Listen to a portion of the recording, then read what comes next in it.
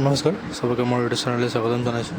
আজি শিক্ষামন্ত্ৰী ডাঙৰীয়াই এটা প্ৰেক্ষাপটত দুটা গুৰুত্বপূৰ্ণ মন্তব্য প্ৰকাশ কৰিছে আৰু লগতে LPUP আৰু graduate teacher post graduate teacher যিটো এপইণ্টমেণ্ট হ'বলগীয়া আছে আগন্তুক দিনত সেইখিনিৰ বিষয়তো মন্তব্য প্ৰকাশ কৰিছে। আপোনালোকে কি মন্তব্য কৰিছে সেই বিষয়ে শুনকচোন বাৰু। আৰু লগতে দুটা মন্তব্য কৰিছিলে যে এতিয়া প্ৰত্যেক বছৰে যিহেতু চিটেড হয় তো ৰিক্ৰুইটমেণ্ট প্ৰচেছ বছৰত প্ৰত্যেক বছৰে ৰিক্ৰুইটমেণ্ট কৰিব তেখেতসকলে শিক্ষক নিযুক্তি প্ৰত্যেক বছৰে হ'ব এতিয়াৰ পৰা। আৰু এটা পদ্ধতি হ'ল শিক্ষকৰ অৱসৰৰ বয়স বৃদ্ধি কৰিব, তেখেতসকলে সেই বিষয়ে মন্তব্য প্ৰকাশ কৰিছে। তো বেছি দেৰি নকৰোঁ, আপোনালোকে শুনক আজি শিক্ষামন্ত্ৰী মহোদয়ে কি মন্তব্য প্ৰকাশ কৰিছে। Thank you. শিক্ষকৰ পৰা ছাত্ৰ ছাত্ৰীৰ পৰা অভিভাৱকলৈকে, গতিকে শিক্ষা বিভাগত যথেষ্ট জব অপৰচুনিটিও আছে, এইটো কথা আমিও জানো।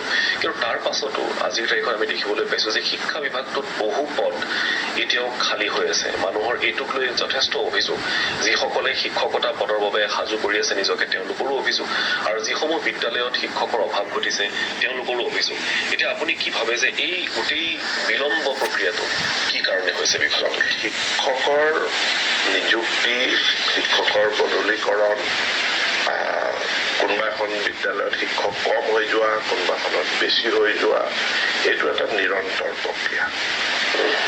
গতিকে আমি ইয়াত কেতিয়াবা শিক্ষক এজন তেওঁ আমাৰ ৰিক্ৰুইটমেণ্টটো চিডিউল্ড হৈ আছে আগষ্টত, শিক্ষকজন ৰিটায়াৰ কৰিলে জানুৱাৰীত।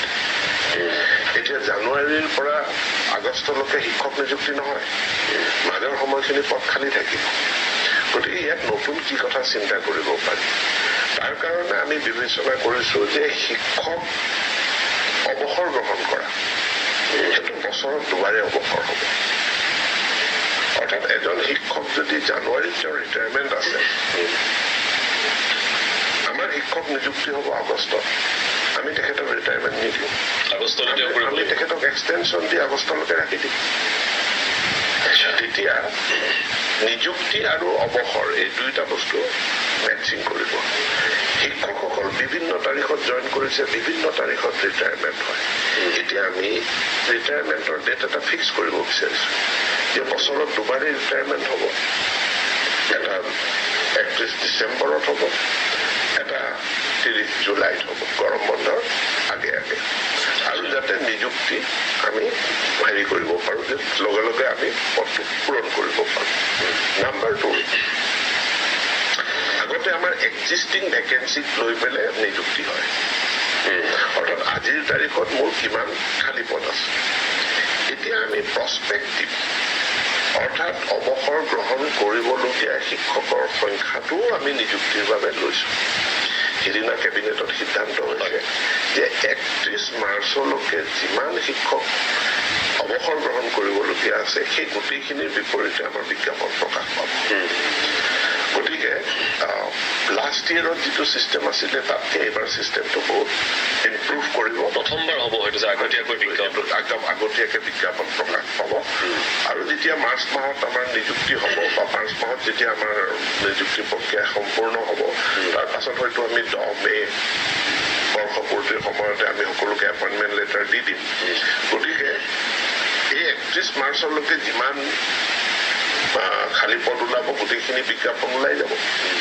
31 ইয়াৰ পাছত আমি কাউণ্ট কৰিম 31 মাৰ্চ টু আগষ্ট, কিমানে নিযুক্তি মানে অৱসৰ গ্ৰহণ কৰিব। আগতে বছৰত এবাৰ শিক্ষক নিযুক্তি হয়, এতিয়া আমি এটা চিষ্টেম বনাই ল'ব বিচাৰিছো যে প্ৰতিটো বছৰত দুবাৰকে শিক্ষক নিযুক্তি হ'ব। চিটেড বছৰত দুবাৰকে হয়। যিহেতু দুবাৰকে চিটেড হয়, গতিকে প্ৰতি বছৰত দুবাৰকে বিজ্ঞাপন ওলাব। যিটো বিজ্ঞাপন প্ৰকাশ কৰা হৈছিল, আৰু তেতিয়া নিৰ্বাচনী আচৰণবিধি উকলি যোৱাৰ পাছত এই পদসমূহ পূৰণৰ কথা কোৱা হৈছিল যদিও আজিলৈকে এই পদসমূহ কিন্তু খালী। ইয়াৰ আমাৰ আবেদন গ্ৰহণ প্ৰক্ৰিয়াটো সম্পূৰ্ণ হ'ল। এতিয়া আমাৰ ডকুমেণ্ট ভেৰিফিকেশ্যন হ'ব। এই 2 দিনৰ ভিতৰতে ডকুমেণ্ট ভেৰিফিকেশ্যনৰ প্ৰক্ৰিয়াটো কমপ্লিট হ'ব। তাৰ লগে লগে আপোনাৰ মেৰিট লিষ্ট, প্ৰভিজনেল যি মেৰিট লিষ্ট হয়, প্ৰভিজনেল মেৰিট লিষ্টটো ওলাব। আৰু একেটা সময়তে নতুন বিজ্ঞাপনটো প্ৰকাশ পাব, মানে পেৰেলেল। আৰু আমি সময়সীমাটো এনেকুৱাও কৰি দিম যে যিসকল যদি কোনো মেৰিট লিষ্টত এইখন তালিকাত তেওঁলোক নিৰ্বাচিত নহয়, ইমিডিয়েটলি যাতে তেওঁলোকে দ্বিতীয়টো বিজ্ঞাপনৰ এগেইনষ্টে আবেদন কৰিব পাৰে। কাৰণ তেওঁলোকৰ প্ৰফেচনেল কোৱালিফিকেশ্যন আছে, টেট পাছ কৰি থৈছে আৰু তেওঁলোকে DLED পাছ কৰি থৈছে। মোলৈ বহুত মেছেজ আহি আছে, ছাৰ 2 দিনৰ কাৰণে আমি এপ্লাই কৰিব নোৱাৰিম। অৰ্থাৎ যিদিনা লাষ্ট ডেট আছিলে এপ্লিকেশ্যন কৰাৰ, তাৰ 2 দিন পাছত তেখেতৰ চিটেটৰ ৰিজাল্ট ওলাইছে, গতিকে তেওঁ আবেদন কৰিব নোৱাৰিলে। গতিকে পৰ্টেলটো আকৌ খুলি দিয়ক।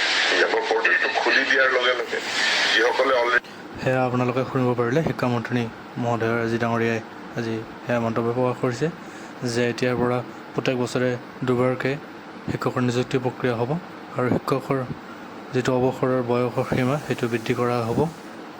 আৰু লগতে যিহেতু ৰিক্ৰুইটমেণ্ট অতি সোনকালে পাতিব, মানে আগষ্ট ছেপ্টেম্বৰ মানতে ডকুমেণ্ট ভেৰিফিকেশ্যনখিনি হ'ব LPUPৰ, আৰু লগতে GT/PGT বা LPUPৰ যিটো নতুন এডভাৰটাইজমেণ্ট ওলাব সেইখিনি কামো তেখেতসকলে আৰম্ভ কৰিব বুলি ইতিমধ্যে মন্তব্য প্ৰকাশ কৰিছে। তো আজি ভিডিঅ' ইমানখিনিয়ে। সকলোৱে ভিডিঅ'টো চাব, লাইক, কমেণ্ট, শ্বেয়াৰ আৰু ছাবস্ক্ৰাইবখিনি কৰি ল'ব, যাতে নতুন ভিডিঅ' আপোনালোকে ন'টিফিকেশ্যনখিনি পাই থাকে। তো আজিৰ কাৰণে ধন্যবাদ, থেংক ইউ, জয় অসম।